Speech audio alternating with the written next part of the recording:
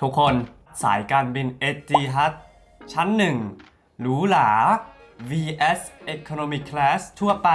ต่างกันยังไงผมได้ประสบการณ์มาแล้วทุกคนและผมอยากจะแชร์กับทุกคนนะครับเมื่อ3วันที่แล้วผมได้บินสายการบินเอติฮัดจากที่เมืองซูริกที่สวิตเซอร์แลนด์ไปที่โซล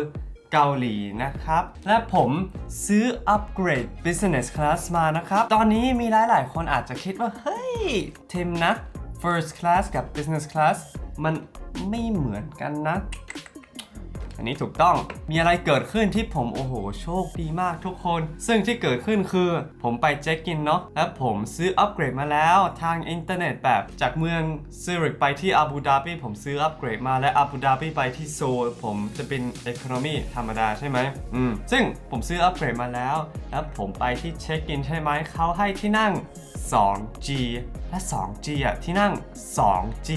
มันคือที่นั่งอะไรมันคือที่นั่ง First Classโชคดีมากเลยแต่ว่าผมสงสัยนะผมไม่แน่ใจเขาอาจจะเสิร์ฟอาหาร business class มาให้ผมนะใน first class แต่ว่าผมก็ยังคิดอยู่ประสบการณ์ที่ผมได้ experience ใน flight นี้มันค่อนข้างเหมือน first class มากกว่าเพราะว่าที่นั่งก็เป็นที่นั่ง first class และผมอยากจะแชร์กับทุกคนในวิดีโอนี้นะ first class กับ economy class ทั่วไปมันต่างกันยังไงโอเคมาดูกันครับสวัสดีครับคุณผู้ชมและเพื่อนๆทุกๆคน Etihad Airways เป็นสายการบินใหญ่อันดับ2ที่ UAE ลงอันดับ Emirates ครับ Emirates บินจากเมืองดูไบและ Etihad จากเมืองอาบูดาบีแต่ว่าพูดถึงสายการบินหรูหราอาหรับ Qatar Airways คืออีกแอร์ไลน์หนึ่งที่บินจากเมืองโดฮาก็ไม่ไกลเท่าไหร่จากอาบูดาบีและดูไบครับผมโอเคตอนนี้ผมผ่านที่ X-ray กระเป๋าแล้วครับแต่ผมไม่มีเวลาเดินเล่นชิลๆเพราะว่าผมถึงสนามบินช้านิดหน่อย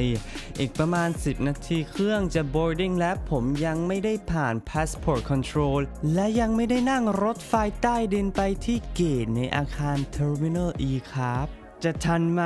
ทันอยู่เพราะว่าสนามบินซูริกไม่ใหญ่มากเท่าไหร่ครับเสียดายจริงๆเพราะว่าเราไม่ได้ไปรีวิว Business Class Lounge ใน Terminal E เลยเขาหน้าละกันและผมหวังว่าคนทีมในอนาคตจะเริ่มแพ็คกระเป๋าไม่สายเหมือนวันนี้และมาสนามบินเร็วนิดหน่อยครับเครื่องบินรุ่นนี้ถือว่า Boeing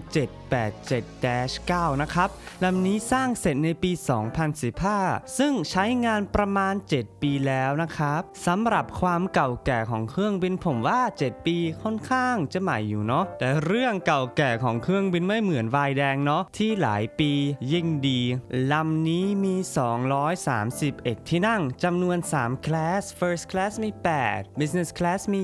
28 และ Economy Class มี 195 ที่นั่งครับเดินทางจากซูริกมาอาบูดาบีใช้เวลาเกือบ6ชั่วโมงครับและวันนี้ลมไม่แรงในระยะทางของเราทำให้ผมได้ทานอาหารฟินๆดื่มไวน์ไม่เปื้อนเสื้อเลยนะครับโอเค boarding start แล้วมาขึ้นเครื่องบินด้วยกันครับโอ้เกือบลืมทุกคนมีอีกสิ่งหนึ่งที่เกิดขึ้นผมได้ที่นั่ง 2G ใช่ไหมครับคือที่นั่งแถวกลางไม่ติดหน้าต่างและผมขึ้นเครื่องเกือบนั่งลงแล้วพอดีมี stewardess ขอผมว่ามี2คนเป็นแฟนมาด้วยกันที่อยากจะนั่งใกล้กันเขามาขอเปลี่ยนที่นั่งกับผมที่เป็นที่นั่งติดหน้าต่างโอ้โหตลกมากเพราะว่าเขาขอบคุณผมหลายครั้งที่ผมเปลี่ยนที่นั่งแต่พูดตรงๆนะผมฟินมากเลยที่ได้ที่นั่งติดหน้าต่างโอ้โหแบบนี้เพอร์เฟกต์เลยและนั่งลงแล้วผมได้จิบแชมเปญและสตี w ว r เดสมาหาผมและอธิบายทุกฟีเจอร์ของสวีทนี้นะครับใช้ได้ข้างหน้าใต้ที่วางเท้าเราสามารถเก็บกระเป๋าได้โอ้โหสะดวกมากเลยครับและที่วางเท้ามีอีกฟังก์ชันหนึ่งคือว่าถ้าเราเดินทางกับเพื่อนๆหรือว่าแฟนสามารถเป็นที่นั่งอีกที่หนึ่งเช่นเปิดโอกาสให้นั่งทานอาหารด้วยกันครับและส่วนฝั่งซ้ายมีที่เก็บของเล็กๆและมินิบาร์กับเครื่องดื่มต่างๆนะครับ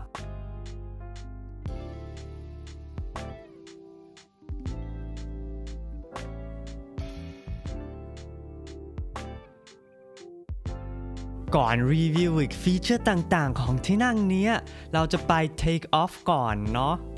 สวัสดีครับสายการบินไทยหลายปีแล้วเนาะที่เราเจอกันครั้งสุดท้าย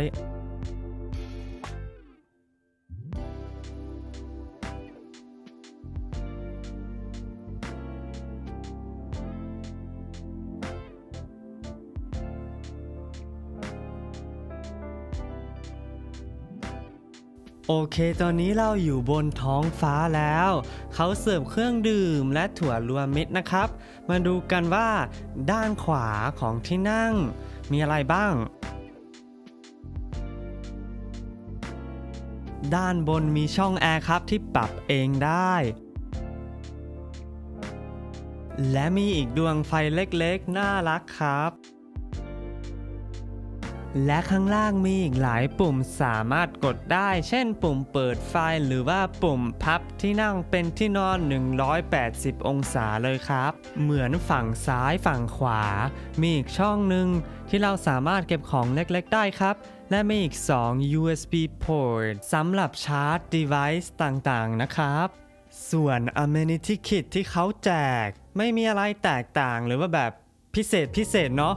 ซึ่งผมจะโชว์เร็วๆหน่อยครับ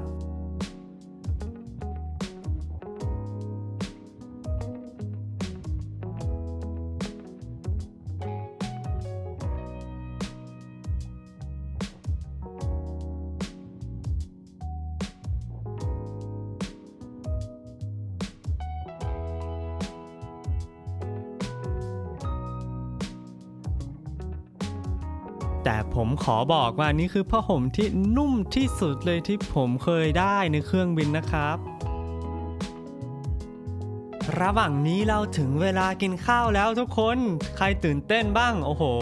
ช่วงนั้นผมตื่นเต้นมากเลยเพราะไม่ใช่ทุกวันเนาะที่ผมได้บิน First Class ที่ Etihad Airways ครับสำหรับ Starter ผมเลือก Arabic Meze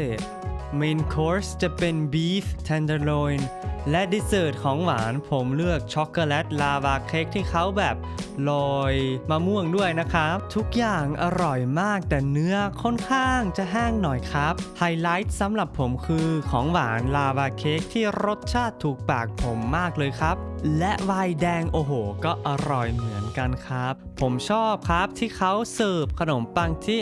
ร้อนและกรอบเนยไม่อยู่ในกล่องพลาสติกด้วยนะครับมันเป็นดีเทลเล็กๆแบบนี้ที่ผมชอบและผมเห็นว่าอันนี้ First Class นี่เองครับ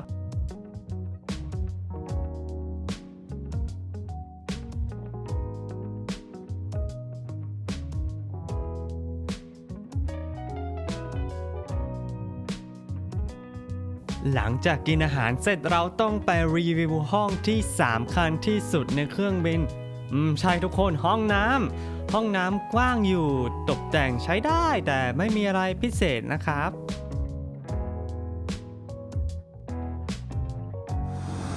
ใช้ได้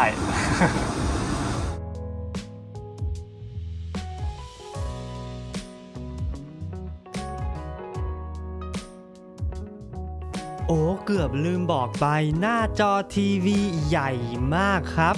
ใหญ่จนสามารถสปลิตสกรีนได้โอ้โหดูได้2อย่างหน้าจอเป็นทัชสกรีนแต่เราสามารถใช้รีโมทได้ด้วยครับ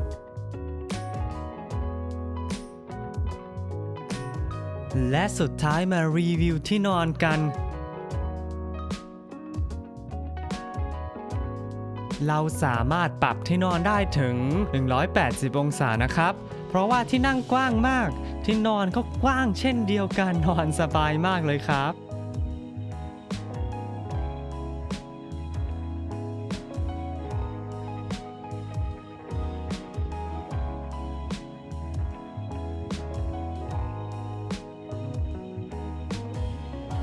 มาสรุปกันผมคิดว่าอันนี้คือที่นั่งที่ดีที่สุดที่ผมเคยนั่งในเครื่องบินมาครับจริงๆไม่ใช่ที่นั่งอย่างเดียวมันเป็นสวีทมันเป็นห้องใช่ไหม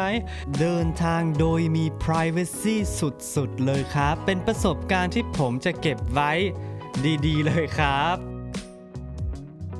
ที่จอดของเครื่องเราไม่ได้ติดเกตนะครับเขาส่งเราด้วยรถบัสครับผ ผมคิดว่าสนามบินที่อาบูดาบิใหญ่อยู่มีหลายร้านค้าและร้านอาหารแต่หลายบริเวณผมรู้สึกอึดอัดนิดหน่อยนะคนเยอะและดีไซน์ของทางเดินและห้องมันดูเหมือนไม่กว้างนะครับพูดง่ายๆดูเหมือนแคบนิดหน่อยครับ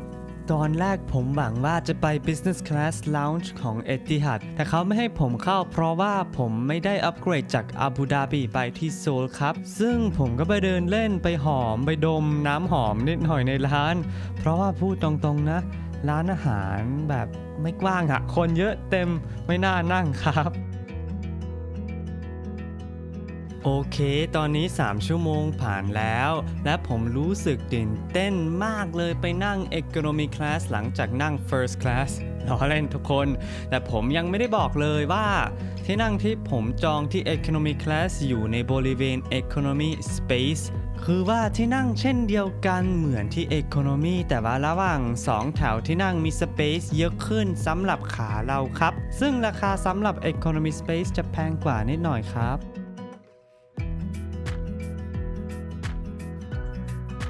ผมคิดว่าหน้าจอของทีวีแบบใช้ได้เลยใหญ่นะสำหรับ Economy และมีอีก USB port ปลั๊กไฟและที่เสียบหูฟังครับและตอนนี้เราไปดูกันว่าเขาแจกหรือว่าให้อะไรบ้างใน Economy Class นะครับหูฟังนี้ผมว่าสำหรับ Economy Class ดีมากอยู่นะครับ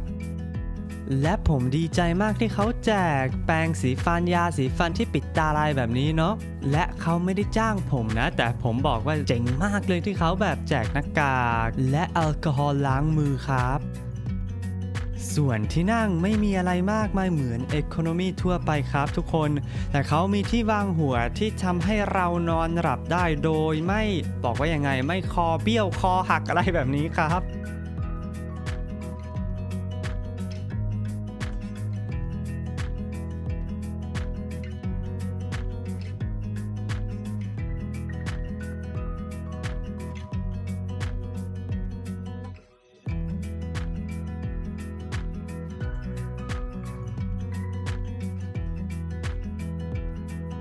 ตอนนี้ถึงเวลาทานอาหารแล้วทุกคนสตีว a ร์เดสแนะนำทานเนื้อผัดสไตล์เกาหลีครับโอ้โหอร่อยมากจริงครับผมพูดตรงเลยอาหารนี้แซ่บกว่า Tenderloin ของ First Class สำหรับผมเพราะว่ารสชาติเข้มข้นมากและเค็มครับและผมชอบทานอาหารค่อนข้างเค็มหน่อยและคุณเห็นข้างหลังไหมทำไมมันดูเหมือน First Course ของ First Class เลยตลกจริงๆผมคิดว่านี่อาหารเดียวกันนะครับและรสชาติก็เหมือนกันเลยครับ และเนยมาในกล่องพลาสติกและขนมปังไม่กรอบและเย็นมากเลยครับแต่ว่านอกจากนั้นผมว่านะอาหารอร่อยมากครับผมเซอร์ไพรส์จริงๆและห้องสำคัญที่สุดในเครื่องบินนี่ก็ไม่ใหญ่เท่าเหมือนที่ First Class ครับจ่ายน้อยได้น้อยแบบนี้แหละใช่ไหมครับทุกคน